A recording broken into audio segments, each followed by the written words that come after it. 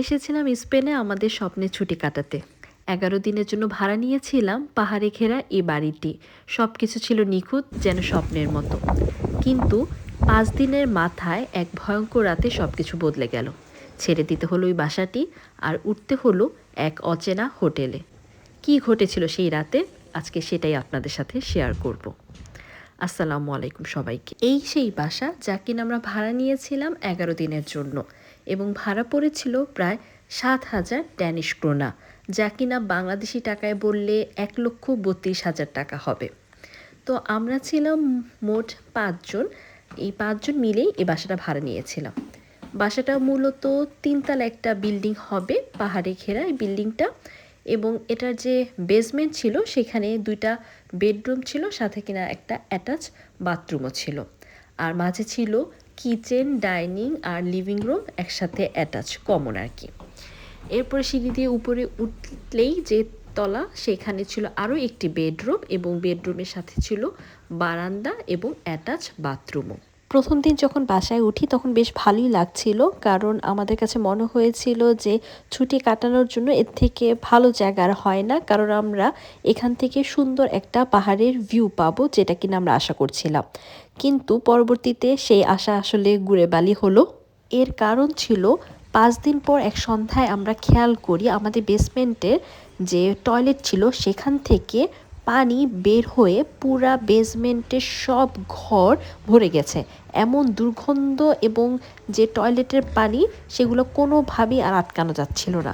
পরে আমাদেরকে যে বাড়ির মালিক তাকে ফোন দিতে হয়, এবং সে বাড়ির মালিক ইমিডিয়েটলি আমাদেরকে বাসাটা ছেড়ে অন্য হোটেলে চলে যেতে বলে।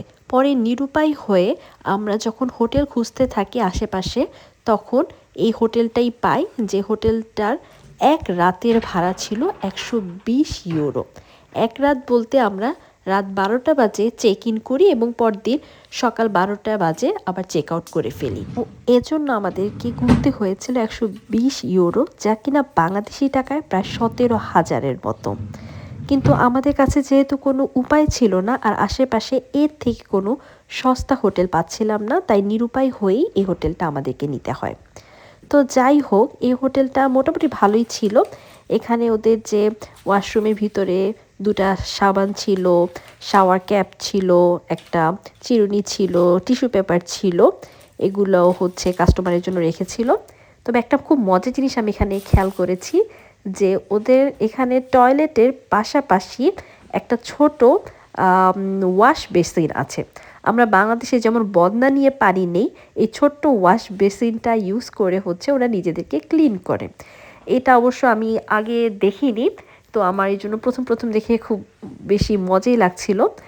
এবং এই বাথরুমের ভিতরে একটা বাথটাবও ছিল।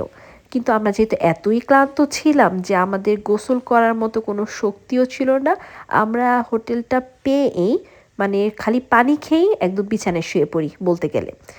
কারণ হচ্ছে আমাদের টার্গেট ছিল সকালে ঘুম থেকে উঠেই আবার আমাদের পুরানো বাসায় ফিরে যাওয়া, এবং আমাদের যে খাবার বাকি জিনিসপত্র যা যা আমরা রেখে এসেছিলাম সব কিছু নিয়ে আবার কোনো একটা ভালো বাসা পেলে সেখানে উঠে যাওয়া।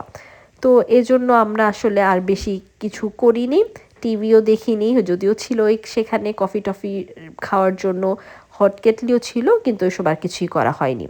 আমি অবশ্য দেখছিলাম এখানে একটা মেনু দেওয়া ছিল, খাবারের মেনু, এবং প্রাইস দেখে তো আমি বললাম না বাবা থাক, এখান থেকে আর রুম সার্ভিস অর্ডার দিয়ে কাজ নেই, বরঞ্চ কালকে সকালেই বাইরে থেকে কিছু খেয়ে নেওয়া যাবে। পরদিন সকালে ঘুম থেকে উঠে, এটা হচ্ছে বারান্দা, সেই বারান্দা থেকে হোটেলের চারপাশটা ভিউ দেখছিলাম। যেহেতু রাতে আমরা আসি এবং খুবই টায়ার্ড ছিলাম, আমরা আশেপাশটা কিছুই দেখিনি, কিন্তু সকালবেলা ঘুম থেকে উঠে আশেপাশটা দেখতে বেশ ভালোই লাগছিল। এখানে একটা সুইমিং পুলও ছিল, বাচ্চাদের খেলার জায়গা ছিল, এবং সান বাথিংয়ের জন্য কিছু চেয়ার ছিল। আর পিছনে ওই দূরে কিছু পাহাড়ও দেখতে পাচ্ছিলাম। এবং মোটামুটি সব মিলিয়ে আমি বলবো যে হোটেলটা আসলে ভালোই ছিল, কিন্তু তারপরও খুব বেশি এক্সপেন্সিভ